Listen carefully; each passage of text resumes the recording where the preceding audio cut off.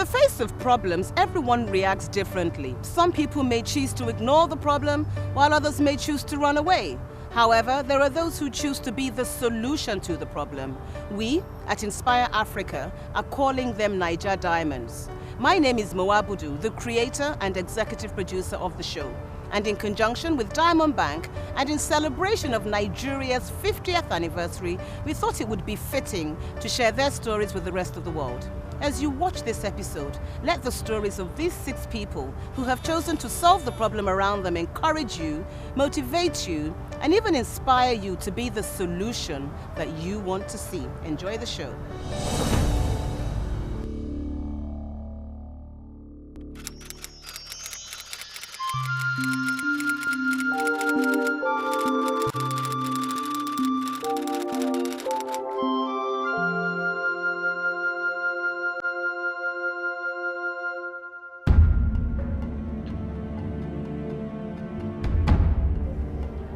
God is a merciful God. I have no right to be where I am today. I was a professional footballer and a lawyer. I dropped the law and went back to footballing. And as far as I was concerned, I was on my way to Real Madrid. I had an offer on table. Everything was going smoothly for me. The last thing on my mind was to start a charity.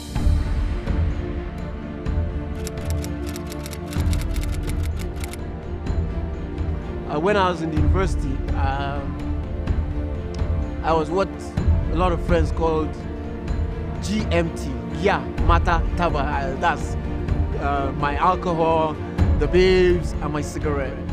But a lot of things happened in life that just changed your focus. My focus was changed. God decided this is the way He wants me to go.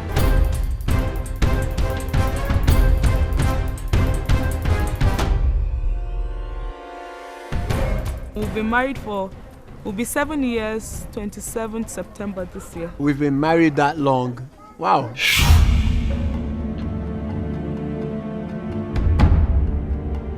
One faithful day, I went to church one Sunday, and the pastor was saying, you always ask God, give me this, I will do this, I will help you, I will support orphanage. What are you doing for God?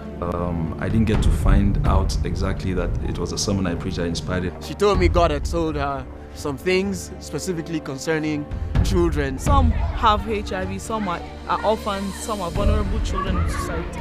So I told her, let's do something. Let's put out a fleece. Let's ask God. If God helps us, if He gives us this particular amount of money, we will walk. A couple of days after that, a friend of ours, Pras is what we all call him, walked into our home and he told us. I think EQUA gives funds to start, things like this. Coincidentally, the person happens to be my wife's uncle. He believed in a dream he has never seen. And he gave us the initial 20 grand that started this. Well, my first reaction, I'll be honest, was, what are these people doing? Are they just playing around? We started with 7 children, and then later on, the same year, 2 joined us, so we started with 9. I knew what they were attempting to do was quite challenging. How has it been? It has been a roller coaster. There have been very good days and there have been crazy days. And today we've grown. When you see a boy and a girl getting married, they don't have a job, they don't have any source of income, and they have taken on a burden like this one upon themselves, you will say they are God-brought. Today, on a serious note, we have 28 children at the center. 24, 29, 26, 27, 28. Amina ita dai jika na ne, ni ne na haife mamanta. To da mamanta ta haife ta tana wata 3 sai ta rasu, sai ta bar Amina. Na get to bring me yayo. I like to carry you. Jesus, you're my best friend. Clapai is free. School fees free. Uniforms free. They give them food, they sleep here. How the This boy lost his mother in Bauchi, even though I have not seen his mother before. But I was told that this boy, Johanna, was left on his own at the age of 4. So when I was told about the plight of the boy, I became worried. And I asked if I could partner with Clapai so that I could pick this boy and then bring him to their school. They were very glad to accept. That encouraged me to bring the boy from Bauchi to Jos. It's only on weekend we came to carry them to go and spend a weekend with us. Happy holiday. When we started, with each passing day, it was a struggle for me, I'll be very honest. It was easier for my wife. She flowed with it, but for me it was a struggle. At least the first year plus, I was still playing football. I would go to the field and then rush down to the center and take a bath at the center and teach. I mean, it was not funny for me. If you see my children, you will pity them because they cannot do anything. But now my children can speak, they can write, so I'm happy with them. Sometimes it's very difficult. You're struggling. It's very difficult. It's like, you can't reach yet. Kai, I can't do this thing, Today I'm passing on something. My wife and I started an outreach to children using football. It's now an academy, it's growing. It's called Jos City Reds. He has so much experience. He has a motivational spirit on the players, and he keeps us together. Christian, let's go. It has helped to fine-tune children and let them know about HIV and AIDS.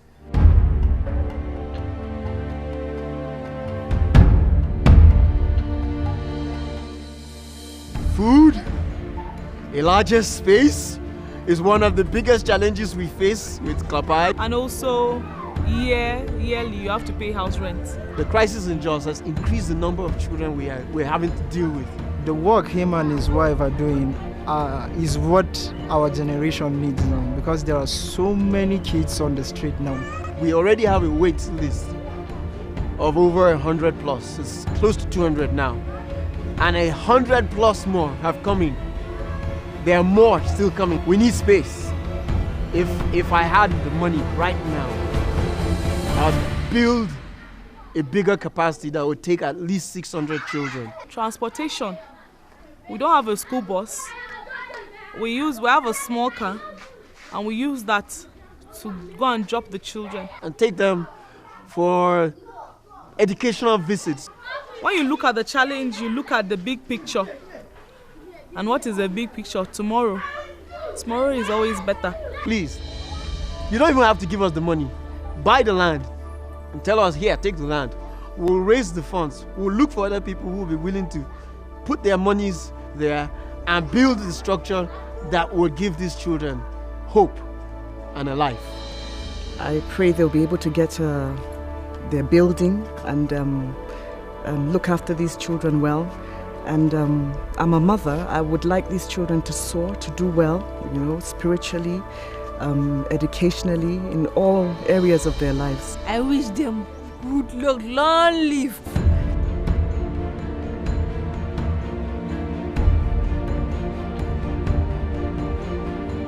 Well, I'm very happy they've been chosen as Niger Diamonds. I mean, it's an excellent thing. I think that is one of the greatest things that they will have ever got since they started. Sometimes you work and you think nobody's looking. Of course, God is looking. God has promoted them, God has honored them, and God wants to show as many people as possible that mirror their example, I believe, to as many people as possible. My vision is a big facility. I see this place as going beyond them. I know that God planted me so that I could help these children find their own road and their notch that they need to fulfill in this life.